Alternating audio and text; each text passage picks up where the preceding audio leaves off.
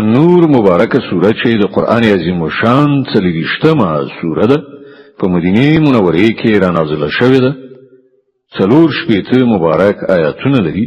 تلاوت او پښتو ترجمه یې له لومړي آیت څخه اورئ. بسم الله الرحمن الرحیم. د الله په نوم چې ډېر زیات مهربان پورا رحم لرونکی دی.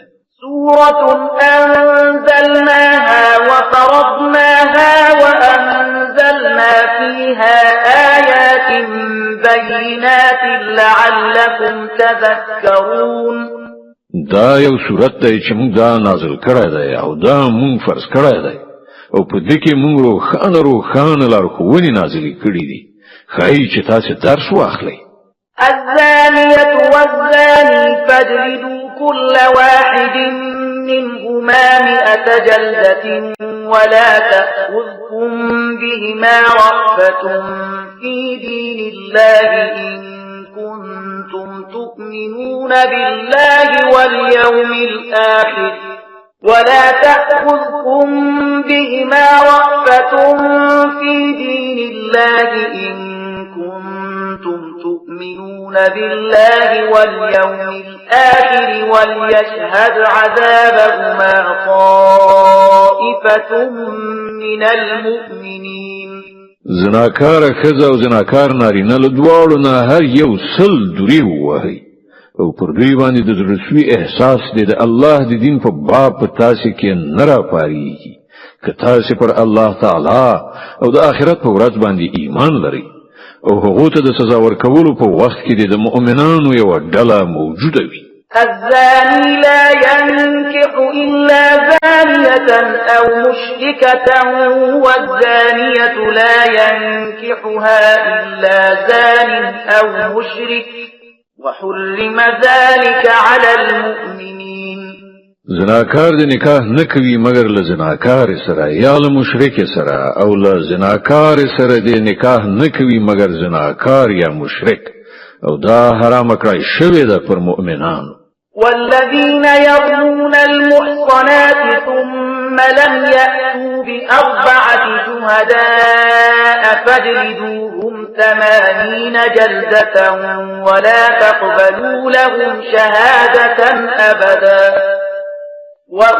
وأولئك هم الفاسقون. او څوک چې په پاکلمونو ښځو باندې تور ولګوي بیا د خپل تور د ثبوت په خاطر 4 شاهدان تیر نه کړي هغوی 80 دورې ووهئ او د هغوی شاهدي هیڅ کله مه منئ او هغوی په خپله فاسقان دي. إلا الذين تابوا من بعد ذلك وأصلحوا فإن الله غفور رحيم. پرته له هغو خلکو څخه چې له دې حرکت نه وروسته توبه وباسي او ځان اصلاح کړي چې الله هرومرو د هغو په حق کې بخښونکی او رحم لرونکی دی. والذين يرمون أزواجهم ولم يكن لهم شهداء إلا أنفسهم فشهادة أحدهم 4 شهادات بالله إنه لمن الصادقين. او کوم کسان چې په خپل میرمنو باندې تور لګوي او له هغو سره په خپل د هغو له خپل ځان نه پرته بل کوم شاهد نه وي نو له هغو نه د یو تن شاهدي دا وي چې هغه 4 ځله په الله باندې په قسم خوړلو سره شاهدي وایي چې هغه په خپل تور ویلو کې ریښتونی دی. والخامسة أن لعنة الله عليه إن كان من الكاذبين. او 5 ځل وایي چې پر هغه باندې د الله لعنت وي که هغه په خپل تور ویلو کې دروغجن وي.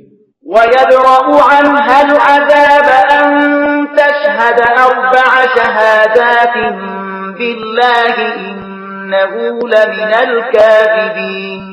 والخامسة أن غضب الله عليها إن كان من الصادقين. او لخدنا د سزا مخنیوي په دې ډول سره کېدای شي چې هغه 4 ځله په الله باندې په قسم خوړلو سره شاهدي وایي چې دغه سړی یعنی د هغې میړه په خپل تور ویلو کې دروغجن دی او په 5 ځل کې وایي چې پر هغې باندې د الله غضب وي که هغه یعنی د هغې میړه په خپل تور ویلو کې ریښتونی وي. ولولا فضل الله عليكم ورحمته وأن الله تواب حكيم. که په تاسو خلکو د الله فضل او د هغه رحم نه وای او دا خبره نه وای چې الله خورا ښه پام لرونکی او د حکمت خاوند دی، نو پر میرمنو باندې د تور ویلو موضوع به تاسو په لوی کړکېچ کې غورځولي وي.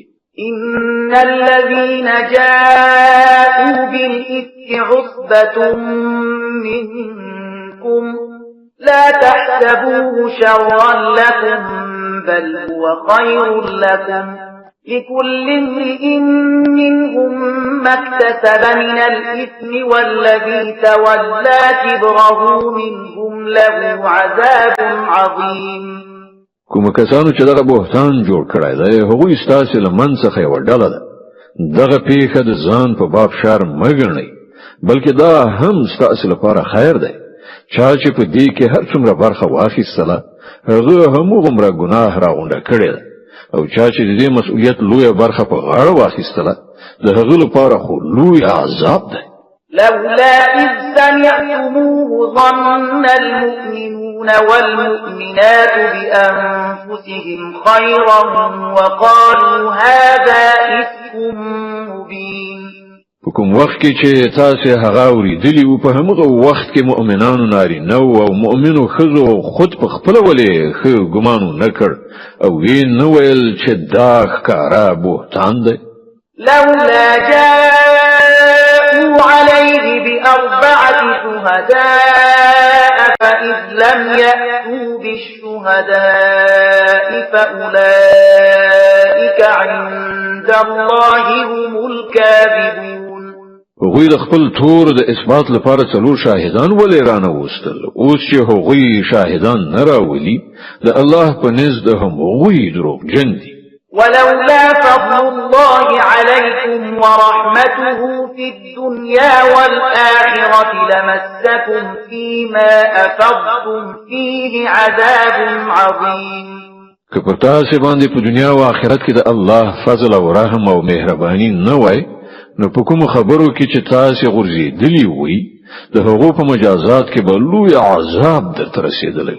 إذ تلقونه بألسنتكم وتقولون بأفواهكم ما ليس لكم به علم وتحسبونه هينا وهو عند الله عظيم. لبزیر شي په هغه وخت کې تاسو څنګه سخته غلطي کوله چې کله ستاسو له یوې ژبې نه بلې ژبې دغه دروغ پر لپسې نقل کول او تاسو په خپل خلوص سره هغه څه ویل چې د هغه په باب تاسو څه علم نه درلود. تاسو دا یو عادي خبره ګڼله، په داسې حال کې دا د الله په نزد ډیره لویه خبره وه.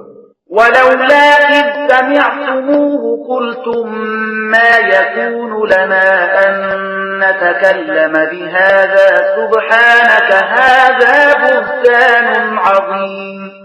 ولی تاسو د دې په اورېدلو سره ونه ویل چې له موږ سره دغسې خبره له خولې څخه راویستل نه ښایي؟ سبحان الله، دا خو یو لوی بهتان دی. يعظكم الله أن تعودوا لمثله أبدا إن كنتم مؤمنين. الله تاسو ته نصیحت کوي چې په آینده کې هیڅ کله داسې حرکت ونه کړئ که تاسو مؤمنان یې. ويبين الله لكم الآيات والله عليم حكيم. الله تاسو ته روخانه هدایات درکوي او هغه پوه او حکمت لرونکی دی. إن الذين يحبون أن تشيع الفاحشة في الذين آمنوا لهم عذاب أليم في الدنيا والآخرة والله يعلم وأنتم لا تعلمون. کوم کسان چې غواړي چې د مؤمنانو په ډله کې فحشا خوره کړي هغوی په دنیا او آخرت کې د دردناک عذاب وړ دي. الله پوهیږي او تاسو نه پوهیږئ. ولولا فضل الله عليكم ورحمته وأن الله رؤوف رحيم. که پر تاسې باندې د الله مهرباني او د هغه رحم او کرم نه وای او دا خبره نه وای چې الله ډیر زیات مهربان رحم لرونکی دی نو دغه شی به چې اوس ستاسې په منځ کې خور کړی شوی وو ډیرې ناوړې نتیجې به یې منځته راوړې وي. يا أيها الذين آمنوا لا تتبعوا خطوات الشيطان ومن يتبع خطوات الشيطان فإنه يأمر بالفحشاء والمنكر ولولا فضل الله عليكم ورحمته ما زكى منكم من أحد أبدا ولكن الله يزكي من يشاء والله سميع عليم. اے مؤمنانو د شیطان پر نقش قدم یعنی پلم مزي هر څوک چې په هغه پسې لاړ شي نو هغه خو به هغه ته د فحشا او بدی امر وکړي. که پر تاسې باندې د الله مهرباني او رحم او کرم نه وای نو له تاسې څخه هیڅ یو نشو تزکیه کېدای خو د الله چې هر چاته خوښه شي تزکیه کوي او الله اوریدونکی او پوهیدونکی دی. صدق الله العظیم. الله ستر رښتیا ویونکی دی.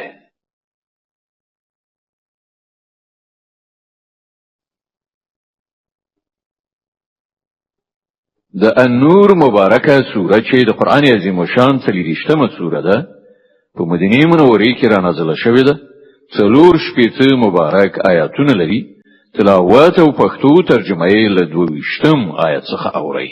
اعوذ بالله من الشیطان الرجیم. پناه وړم الله تعالی شړل شوی شیطان څخه. بسم الله الرحمن الرحیم. د الله په نوم چې ډیر زیات مهربان پورا رحم لرونکی دی. ولا يأتل أولو الفضل منكم والسعة أن يؤتوا أولي القربى والمساكين والمهاجرين في سبيل الله وليعفوا وليصفحوا ألا تحبون أن يغفر الله لكم والله غفور رحيم. لتاسنه چې کوم کسان د مالی واسه او قدرت خاوندان دي هغوی د دې خبرې قسم نه کوي چې له خپلوانو مسکینانو د خدای د لارې مهاجرینو سره مرسته ونه کړي. هغوی باید معاف کړای شي او ورڅخه تیریدنه وشي. آیا تاسو نه غواړئ چې الله تاسو ته بخښنه وکړي؟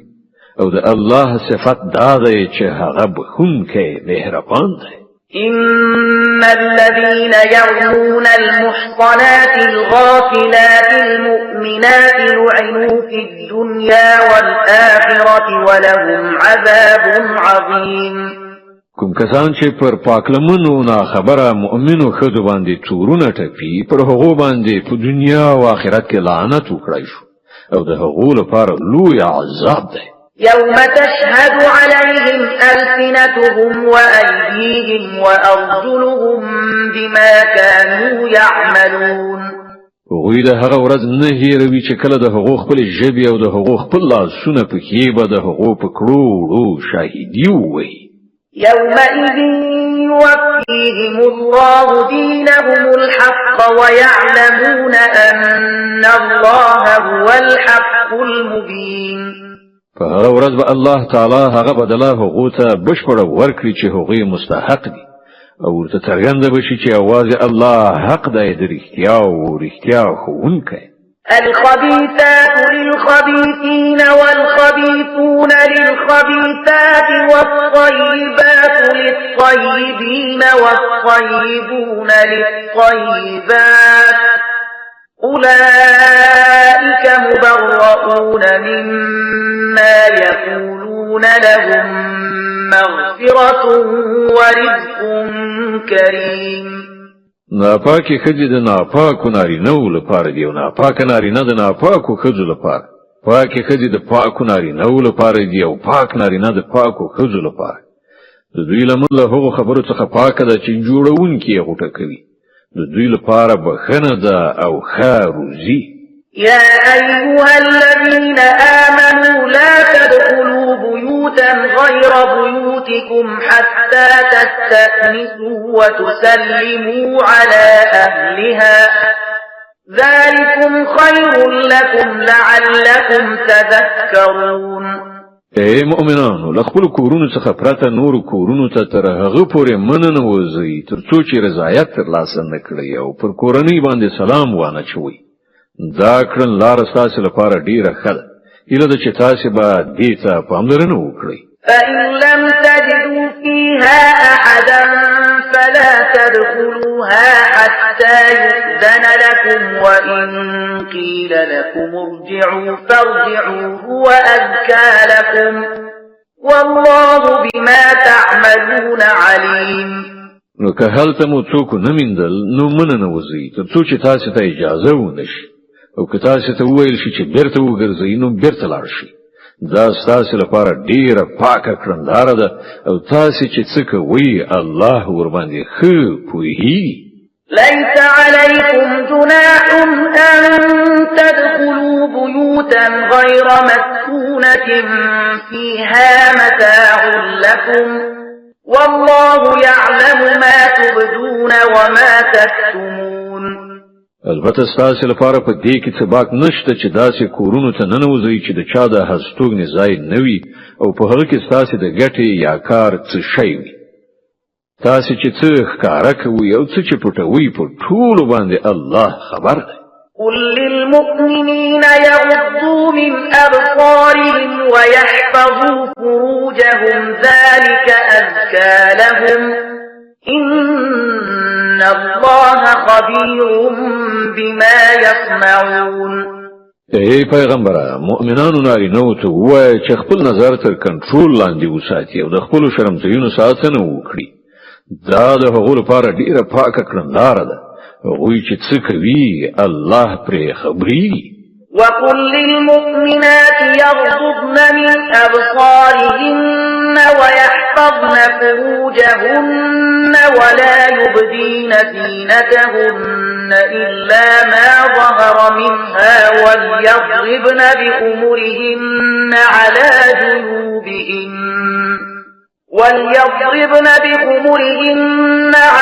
جيوبهن ولا يبدين زينتهن إلا لبعولتهن أو آبائهن أو آباء بعولتهن أو أبنائهن أو أبناء بعولتهن أو إخوانهن أو بني إخوانهن أو بني أخواتهن أو نسائهن أو ما ملكت أيمانهن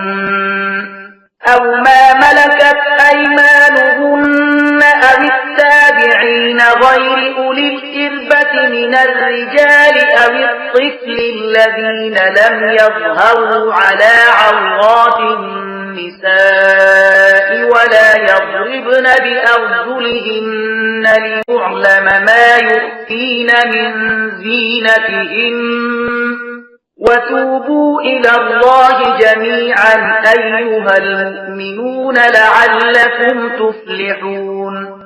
ای پیغمبره مؤمنو ښځو ته ووایه چې خپل سترګې تر کنټرول لاندې وساتي او د خپلو شرمځایونو ساتنه وکړي او خپل ځان جوړونه او سینګار دې نه ښکاره کوي پرته له هغه چې په خپله څرګند شي او پر خپلو سینو دې د خپلو پوړونو پلونه واچوي.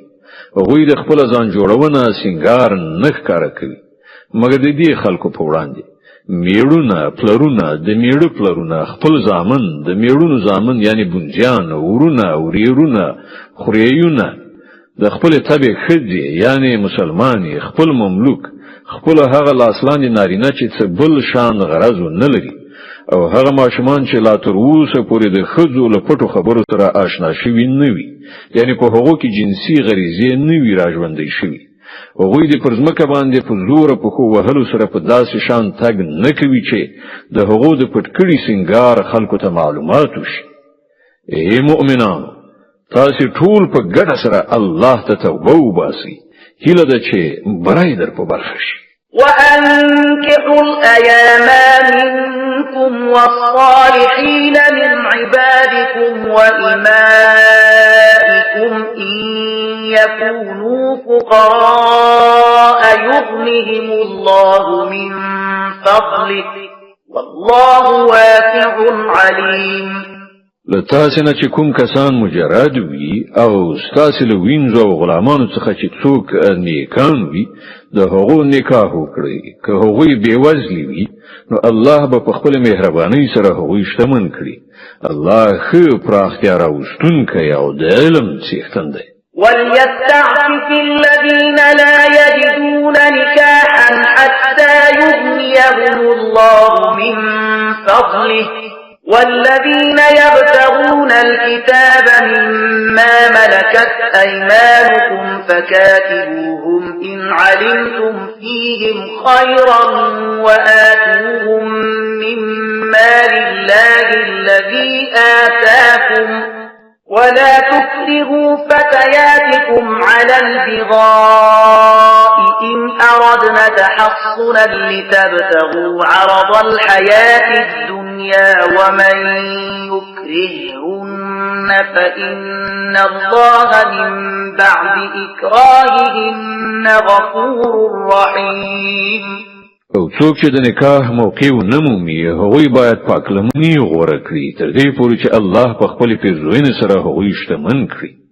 او ستاسې له غلامانو او ویندو څخه چې کوم کسان د عوض ورکولو په بدل کې د ازادۍ غوښتنه وکړي نو له هغو سره د مکاتبې عقد وکړئ که تاسې ته معلومه وي چې په هغو کې خیر شته او هغو ته له هغه مال څخه ورکړئ چې الله تاسې ته درکړی دی او خپل وینځي د خپل دنیوي ګټو لپاره فاحشه توپ ته ماړ باسي کله چې هغوی په خپل د پاکلمنۍ ژوند تیرولو غواړي.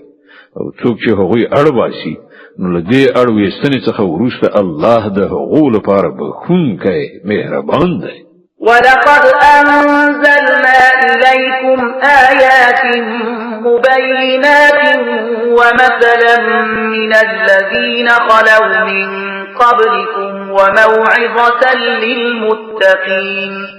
مونږ تاسو ته روښانه لارښوونکي آیاتونه درلېږلي دي او مونږ تاسو ته د هغو ملتونو د عبرت وړ مثالونه هم وړاندې کړي دي چې له تاسو نه پخوا تېر شوي او مونږ هغه نصیحتونه کړي دي چې متقیانو ته کېږي.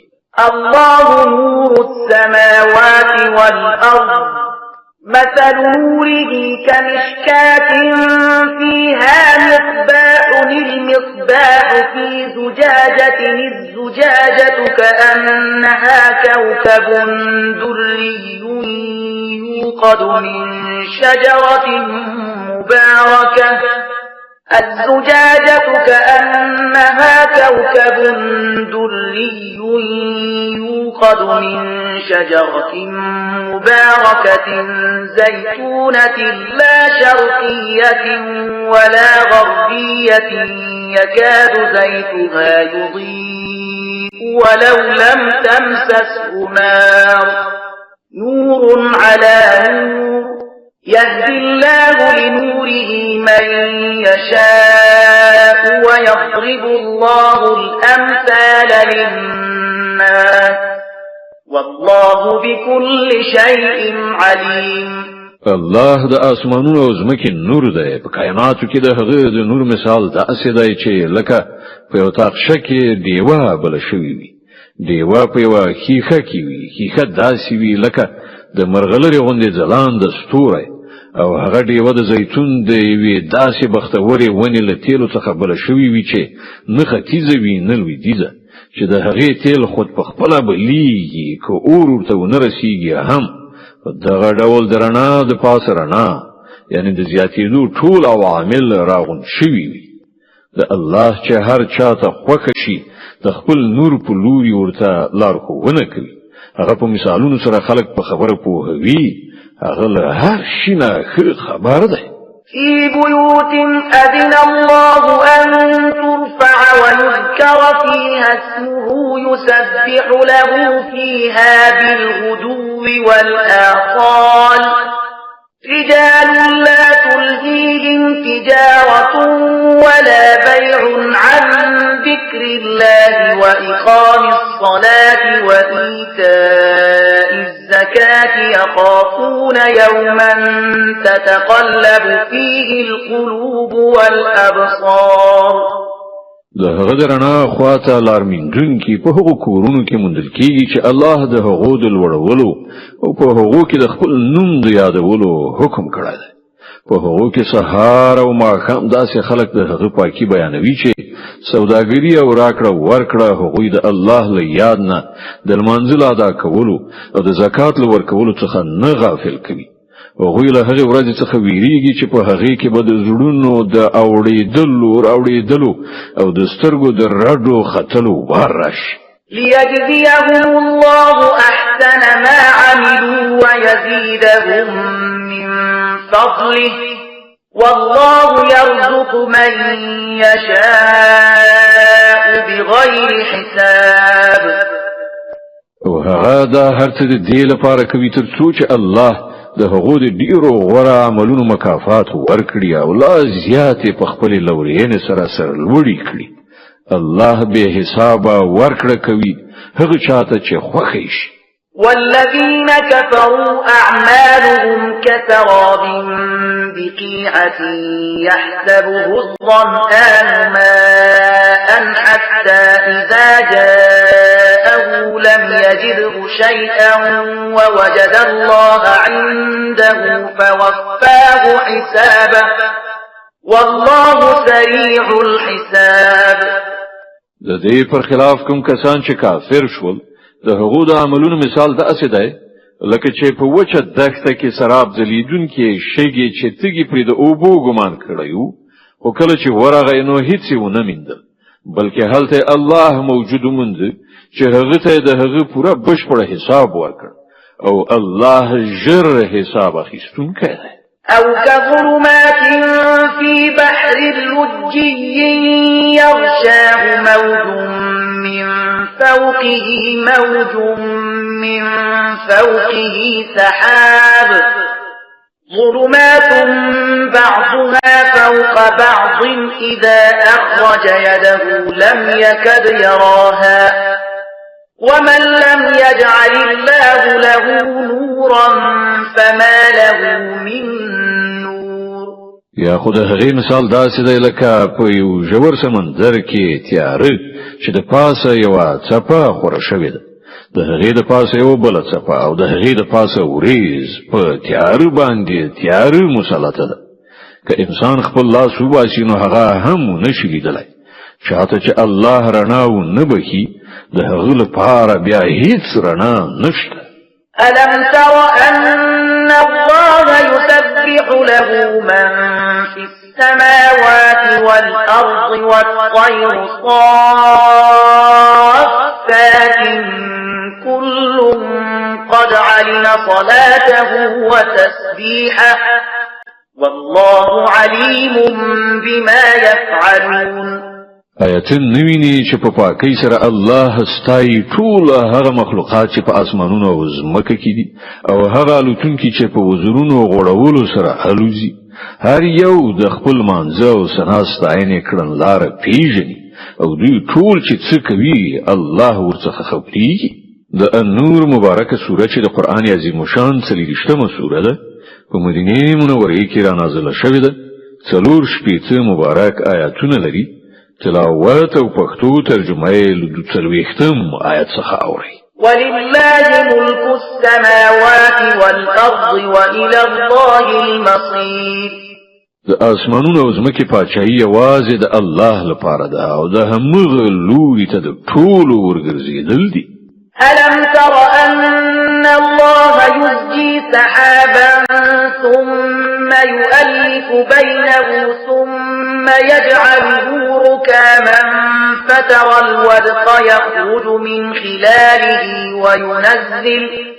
وينزل من السماء من جبال فيها من برد فيصيب به من يشاء ويصرفه عن من يشاء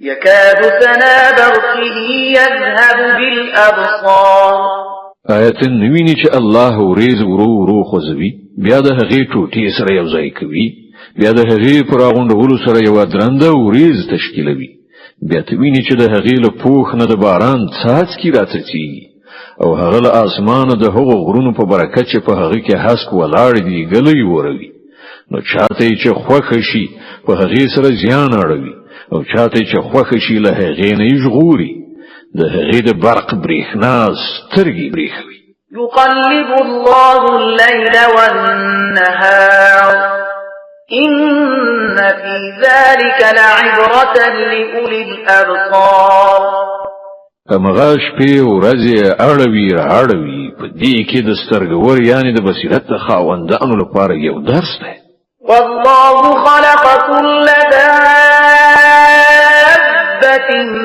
من ماء فمنهم من يمشي على بطنه ومنهم من يمشي على رجلين ومنهم من يمشي على أربع يخلق الله ما يشاء إن الله على كل شيء قدير او الله هر ساکک له یو ډول اوبو څخه شته کړ یعنی پیدا کړ نو څوک په ګیړه خوېږي څوک په دوه پښو او څوک په څلورو پښو باندې تک وي د هغه چې څه خوښه وي پیدا کوي هغه د هر څه وس لري لقد أنزلنا آيات مبينات والله يهدي من يشاء إلى صراط مستقيم موږ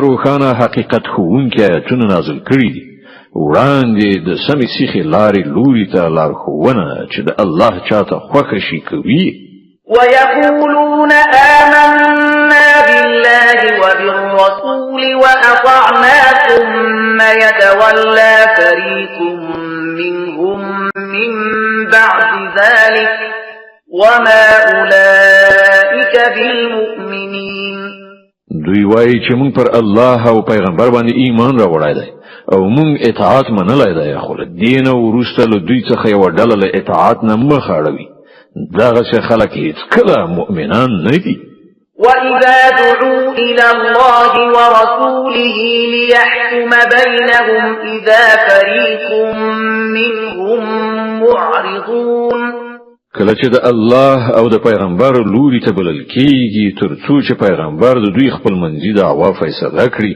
نو له دوی نه یوه ډله په څنګ کیږي وإن يكن لهم الحق يأتوا إليه مذعنين البته که حق د دوی په جانب وي نو پیغمبر ته د امر منونکو په بڼه مراجعه کوي أفي قلوبهم مرض أم ارتابوا أم يخافون أن يحيف الله عليهم ورسوله بل أولئك هم الظالمون د دوی په زړونو کې د منافقت ناروغي ده یا په شکل ویدلی دي یا هغوی له دې څخه ویریږي چې الله او د هغه پیغمبر به پر هغو ظلم وکړي اصلي خبره دا ده چې ظالمان خو په خپل هم دوی دي إنما كان قول المؤمنين إذا دعوا إلى الله ورسوله ليحكم بينهم أن يقولوا سمعنا وأطعنا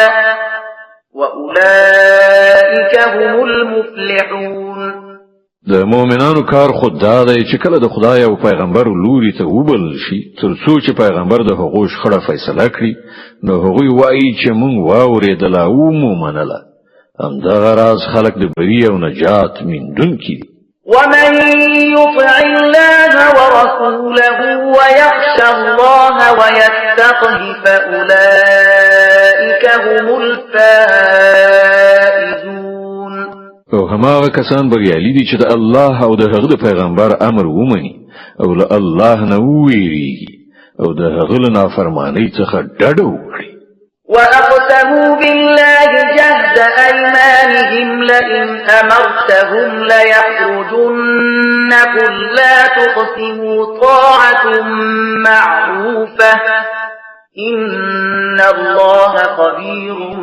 بما تعملون.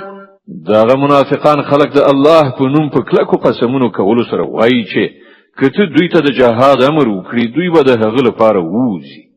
دوی ته وایا قسم مکوي ستاسو د امر مننې حال څرګند دی. ستاسو له کړو څخه الله نه خبر نه دی.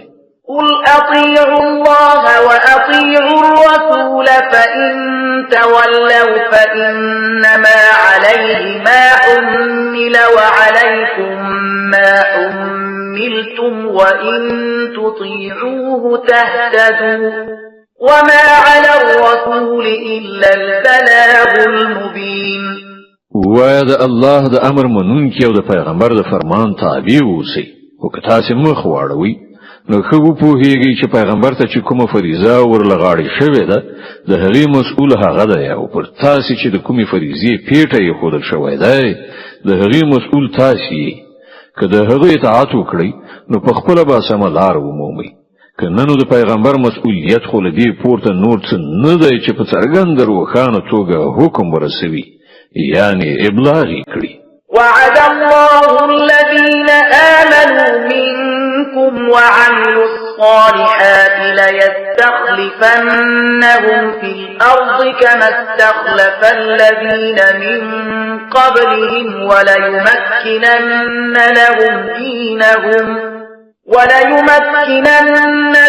دينهم الذي ارتضى لهم وليبدلنهم من بعد خوفهم أمنا يعبدونني لا يشركون بي شيئا ومن كفر بعد ذلك فأولئك هم الفاسقون. الله لتاسنه د هغو کسانو سره چې ایمان راوړي او ښه عملونه وکړي وعده کړې ده چې هغوی په ځمکه کې هماغه شان خلیفګانو ګرځوي لکه چې له هغو نه مخکې تیر شوي خلک یې ګرځولي وو. د هغو لپاره به د هغو هغه دین په محکمو بنسټونو ودروي چې هغه الله تعالی د هغو لپاره خوښ کړی ده او د هغو د ویرې اوسنی حالت به په امن بدل کړي. هغوی د زما بندګي کوي او له ما سره د څوک نه شریکوي او څوک چې له دې وروسته کفر غوره کړي نو همداسې کسان فاسقان دي. وأقيموا الصلاة وآتوا الزكاة وأطيعوا الرسول لعلكم ترحمون. لمونځ قائم کړئ زکات ورکړئ او د پیغمبر اطاعت وکړئ هیله ده چې پر تاسو رحم وکړي شي. لا تحسبن الذين كفروا معجزين في الأرض ومأواهم النار ولبئس المصير. کوم کسان چې کافر دي د هغو په باب په دې غلطه انګیرنه کې موسی چې هغوی به په ځمکه کې الله بې وسې کړي. د هغو هستوګنځی دوزخ دی او هغه ډیر ناکاره هستوګنځی دی.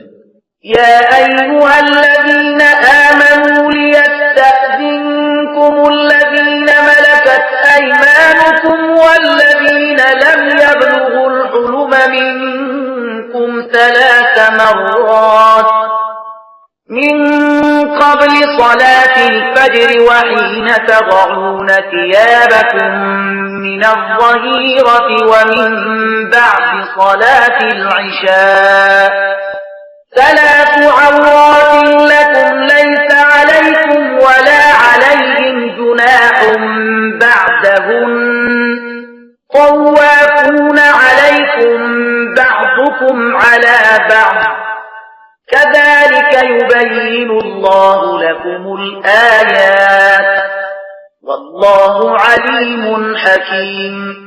اے مؤمنانو لازم ده چې ستاسو غلامان او ستاسو هغه ماشومان چې لا تر اوسه پورې د پوهې سن ته نه دي رسیدلي په 3 وختونو کې د اجازه په اخیستلو سره تاسو ته راځي.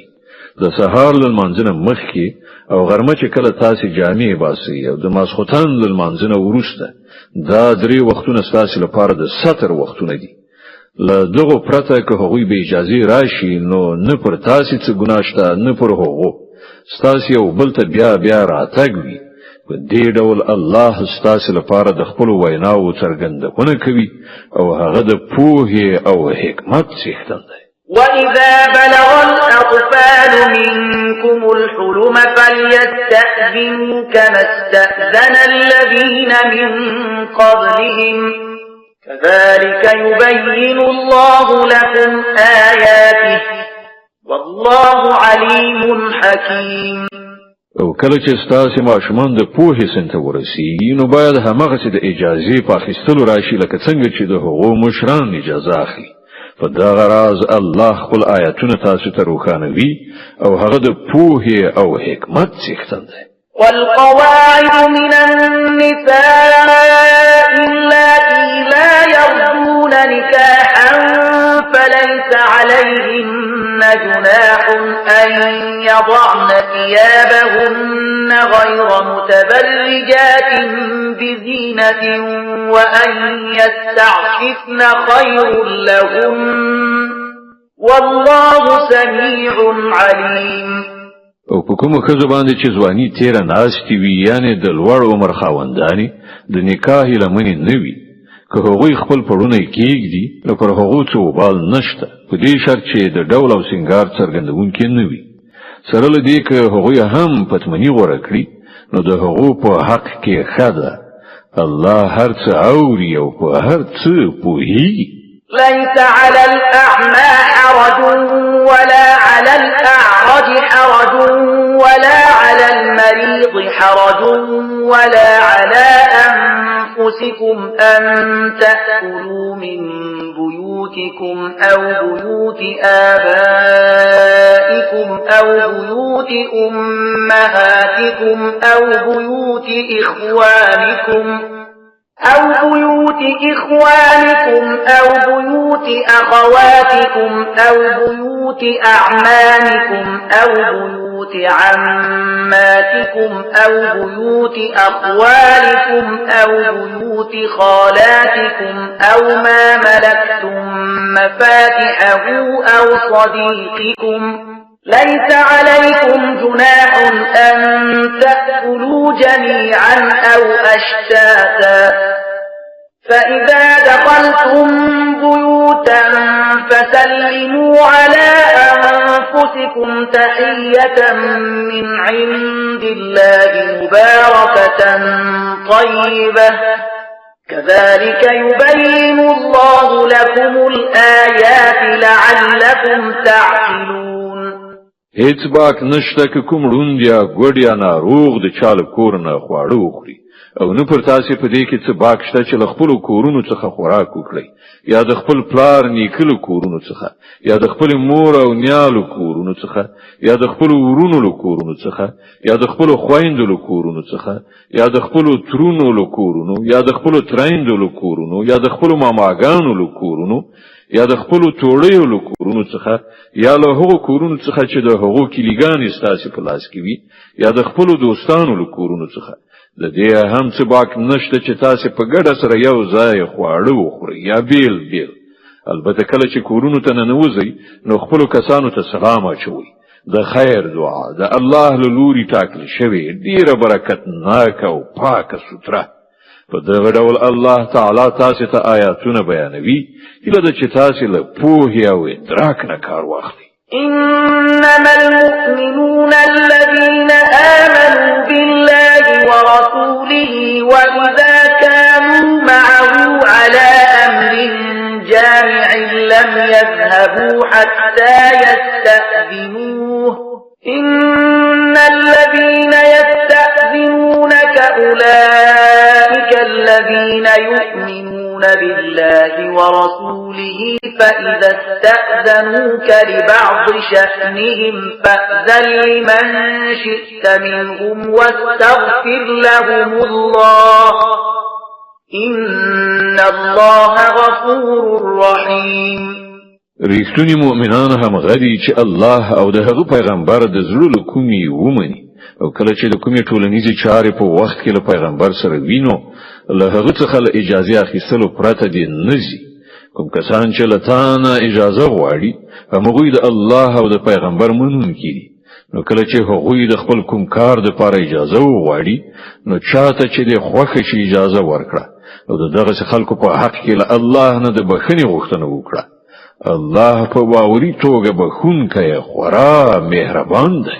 لا تجعلوا دعاء الرسول بينكم كدعاء بعضكم بعضا قد يعلم الله الذين يتسللون منكم لواذا فليحذر الذين يخالفون عن أمره أن تصيبهم فتنة أو يصيبهم عذاب أليم. اے مسلمانانو په خپل منځ کې د پیغمبر بلل لکه ستاسو خپل منځو کې دی او بلنې غوندې مګنی. الله په تاسو کې هغه خلک پیژني چې یو بل ته ځانونه پناه کوي او غلی غوندې په پټه وځي.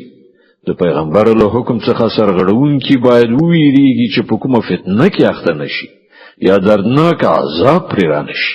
ألا إن لله ما في السماوات والأرض قد يعلم ما أنتم عليه ويوم يرجعون إليه فينبئهم بما عملوا والله بكل شيء عليم. خبردار اوسئ په اسمانونو او ځمکه کې چې هر څه دی د الله دی. تاسو چې په هر تګلاره یاست الله ور باندې پوهیږي. په کومه ورځ چې خلک د هغه لوري ته ور وګرځول شي هغه به هغه ته وروخی چې هغه څه کړي راغلي دي. هغه په هر څه عالم دی.